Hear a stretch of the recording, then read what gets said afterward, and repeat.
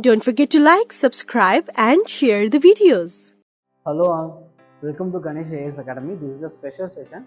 In this session, we are going to discuss about the previous year UPSC prelims question. Okay.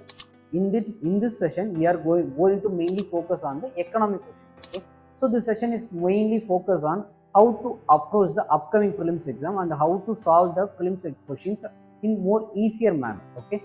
How to find the key within the question and how to eliminate certain extreme statements. Okay. So all these things will be discussed here. Okay. So let's begin the session.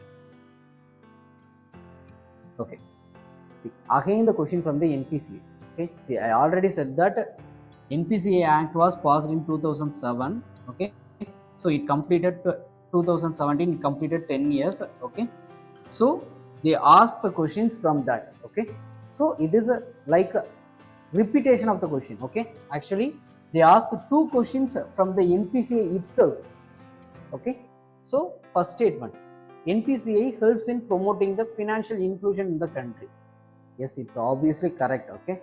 See, because the NPCA is going to make the withdrawing of the money or else to transferring the money, all these things may be much more easier process. Okay. So that in such a way it is making the financial inclusion more easier one.